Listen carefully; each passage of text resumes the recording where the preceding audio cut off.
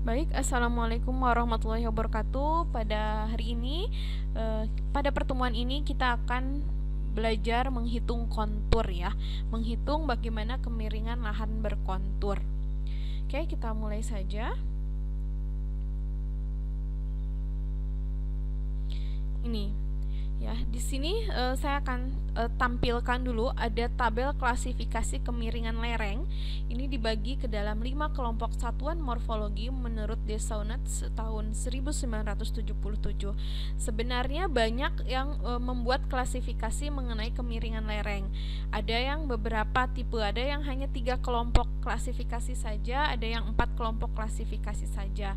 Saya mencoba mengambil Desaunet ini karena ini ada 5 klasifikasi, jadi cukup kompleks dan cukup spesifik dan cukup detail ya, dimana pengaturannya ada berbagai macam kategori gitu ya.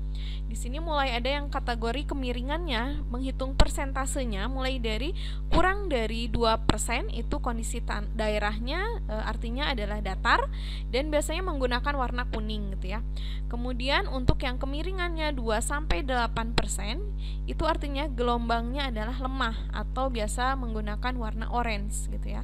Kemudian kalau yang kemiringannya 8-16%, itu artinya gelombangnya sedang. Kondisi daerahnya, kondisi konturnya gelombang sedang dengan warna biasanya warna hijau. Kemudian untuk kemiringannya 16-32%, itu artinya kondisi daerahnya gelombangnya kuat dan biasanya menggunakan warna biru. Sedangkan kemiringannya lebih besar, ini harusnya lebih besar ya, harusnya lebih besar daripada 32%, artinya kondisi daerahnya itu gelombang konturnya sangat kuat, biasanya menggunakan warna merah. Nah, ini ada 5 klasifikasi kemiringannya.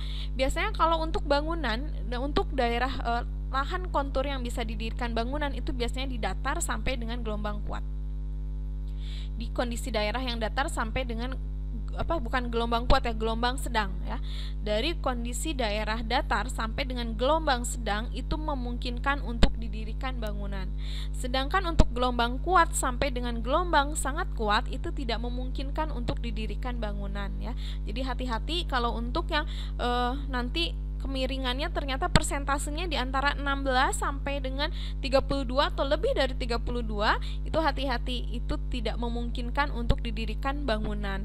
Ya, kalau yang gelombang kuat mungkin masih bisa didirikan bangunan, tapi mungkin dengan beberapa treatment khusus dengan sistem grading tersendiri gitu ya. Seperti itu. Jadi di sini ada 5 klasifikasinya.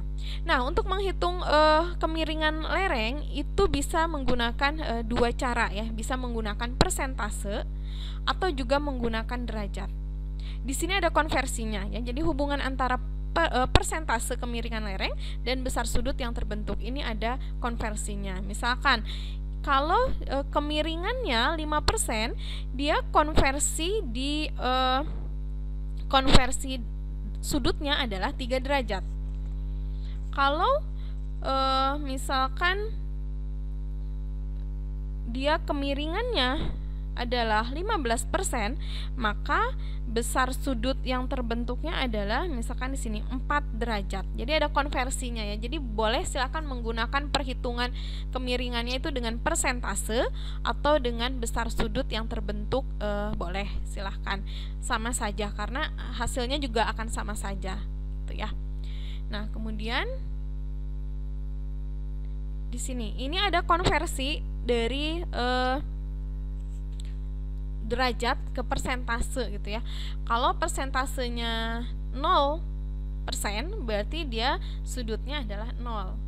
Kalau dia persentasenya 26,79, maka sudutnya adalah 15%. Sampai dengan yang terbesar misalkan 373,20%, maka konversi sudutnya adalah 75 derajat. Ya. Nah, semakin besar persentase, semakin besar juga derajatnya. Artinya dia semakin curam gitu ya. Persentasenya semakin tinggi persentasenya, maka besar sudutnya pun akan semakin besar. Artinya itu semakin curam gitu ya. Gelombangnya semakin curam. Karena misalkan dia akan membentuk sudut 90 kalau antara lebar lebar di sininya sama dengan tinggi konturnya. Misalkan tinggi konturnya adalah 5, kemudian lebar konturnya adalah 5 gitu ya. 5/5 jadinya 90 derajat. Artinya itu sangat curam sekali gitu. Baik, selanjutnya di sini ada perhitungannya kalau mau menggunakan menggunakan derajat ya. Derajat sudut kemiringan, menggunakan derajat ya, menghitung derajat. Di sini menggunakan rumus tan-nya, pakai tan ya, pakai yang tan. Mungkin masih ingat ya, pelajaran SMA ada menghitung sin cos tan. Nah, kalau mau menghitung kemiringan kontur menggunakan sudut, yang dicari adalah derajatnya. Jadi menggunakan rumus tan ya. Masih ingat rumus tan adalah depan samping. Jadi yang dicari adalah sudut yang A ini. Yang dicari adalah sudut yang bagian A ini. Rumusnya adalah tan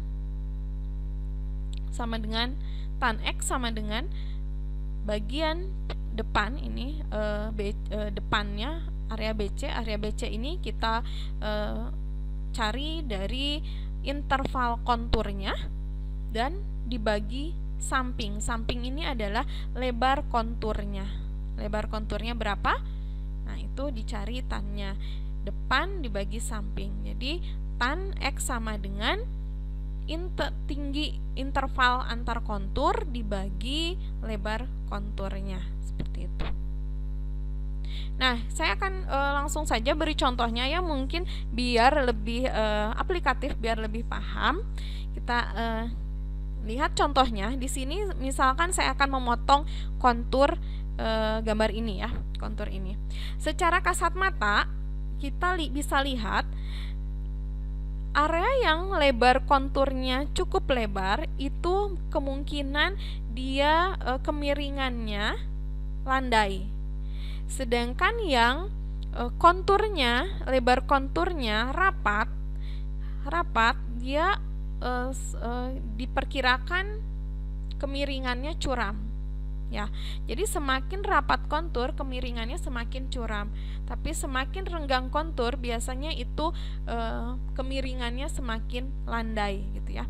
Dilihat di sini interval antar konturnya adalah 1 dari 1, 2, 3, 4, 5, 6, 7, 8. Ini yang akan kita coba buat ya. Kita lihat perbedaannya antara yang konturnya renggang dengan yang konturnya rapat seperti itu. Nah, dari gambar ini kita bikin potongannya seperti ini. Hasilnya potongannya seperti ini kan ya. Jadi kita potong area sini dan kita lihat area atasnya. Kita proyeksikan garis-garis perpotongan kontur ini kita proyeksikan ke bawah. Ya, 1 meter 1 meter. Nah, seperti ini ya. Jadi terlihat garis merahnya, garis merah itu adalah proyeksi garis konturnya. Jadi perbedaan konturnya semuanya adalah 1 meter 1 meter. Ini mirip ya dengan membuat potongan bangunan juga. Tinggal diproyeksikan saja konturnya gitu ya. Perbedaan konturnya adalah 1 meter 1 meter. Selanjutnya